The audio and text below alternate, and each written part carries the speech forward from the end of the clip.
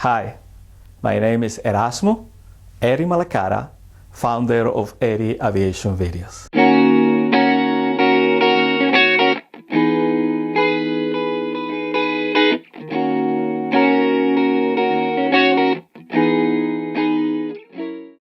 If someone asks you which is the hardest part of flying airplanes, without any doubt you can tell them the landing portion. Because this one requires a lot of concentration, a lot of precision, and tons of practice. You can even practice 100 landings and takeoff on the same day, and you will find that each one was very different.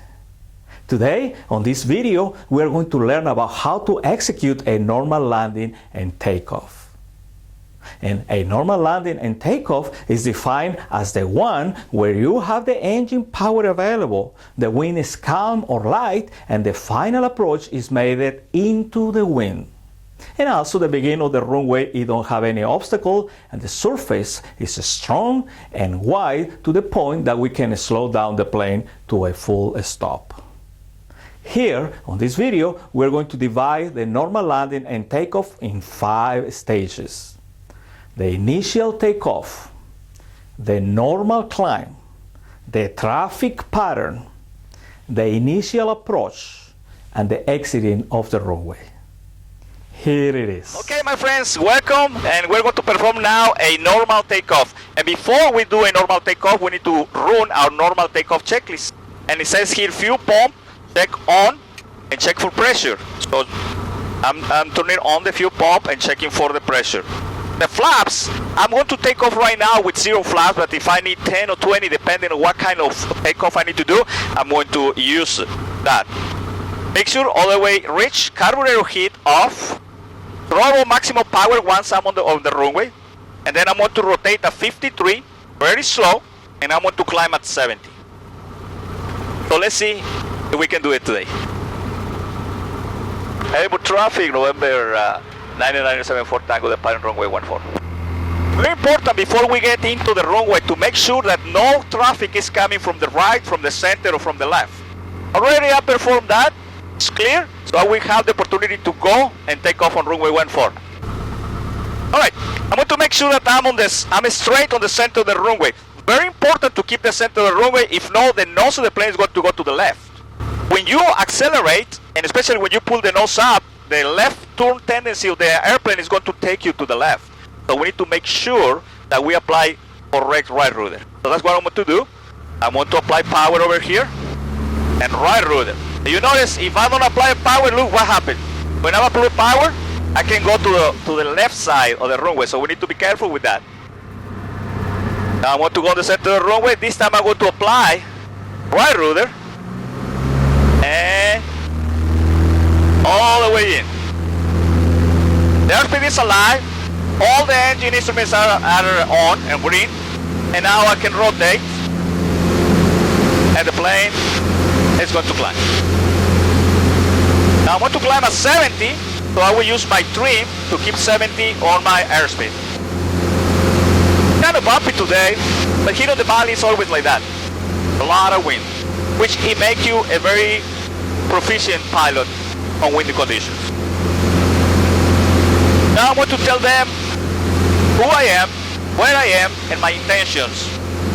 November, Edinburg traffic, November 9974 Tango at upwind for runway 14, touch and go Edinburg. Once I reach 500 feet over the ground, which is approximately 600, I want to start my turn to the left, and I can use 10 to 20 degrees on my bank. And as reference, I'm going to use the number 14, which is my runway, on my right wing. Everything looks good. Now 50 feet before 1000, which is my pattern altitude, I'm going to reduce my power to approximately 2100 on my RPM. And the reason is, if I don't reduce power, the plane will continue climbing. Remember, it's excess of power what it makes us to climb. So if you don't close the throttle, the plane will continue climbing. Edinburg traffic, November 9974 Tango, left crosswind runway 14. I want to make sure that nobody's coming from the right, center, or left before I go on downwind. because this is a uncontrolled airport, means we don't have a control tower, so airplanes without radios, legally, they can land over here. So we need to be aware of that and keep looking outside. There is my altitude, 1,000 feet. I'm a little extra power there, so I'm going to reduce my power to say 1,000. And now I'm on downwind. Airport traffic, November 9974 Tango, upwind, runway 14. Now what I want to do is to perform my checklist, my landing checklist. So,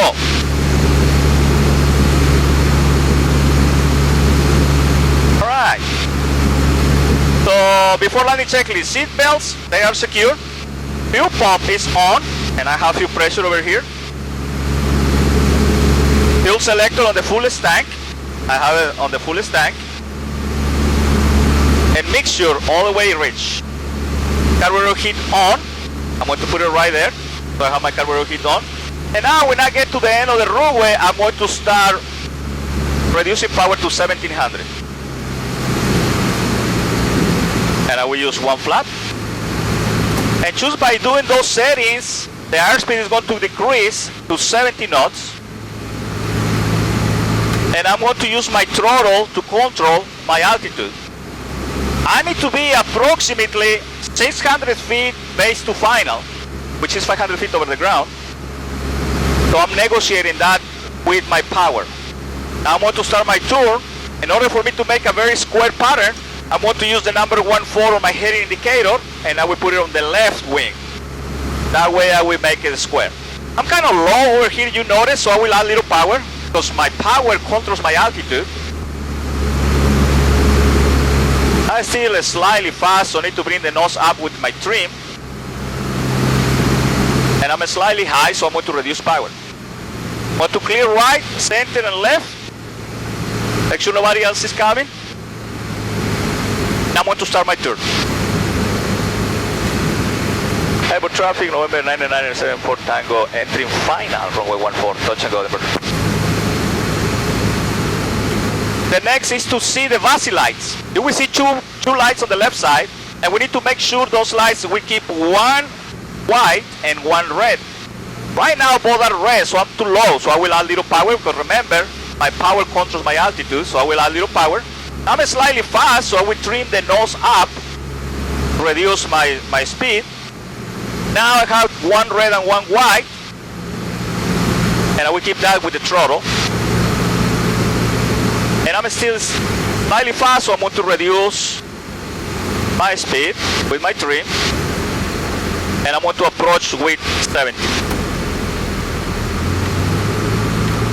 Now I'm going to get very close, and I'm going to start my flare, and I will apply the right rudder to center the nose of the runway, and look there by the horizon.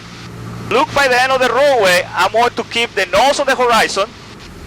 I'm going to get as close as I can and bring the nose to the horizon and wait till the plane touches down. And that, my friends, that's how you're going to do a very smooth and controlled landing.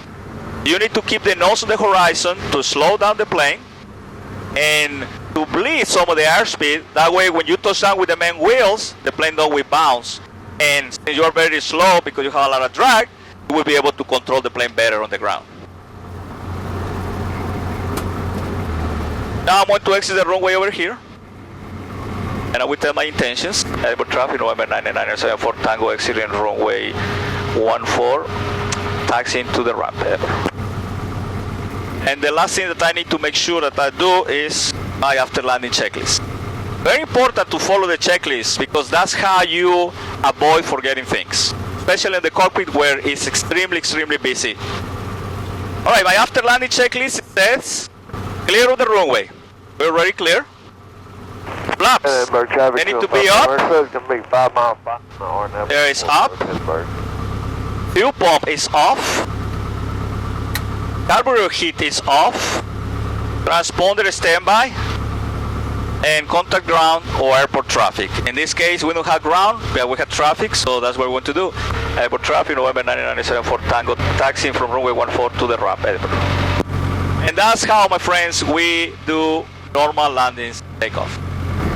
I know, my friends, it looks like it's extremely complicated. A lot of things to do at the same time. But trust me, with the correct training, with the correct practice, you will be able to do it. One of the most common mistakes that we make while landing a plane is the lack of holding the nose of the plane high enough to avoid a bouncing on the runway. Remember, the nose of the plane, it have a shock absorber which behave as a spring when you touch down with the nose wheel instead the main wheels on the back of the airplane.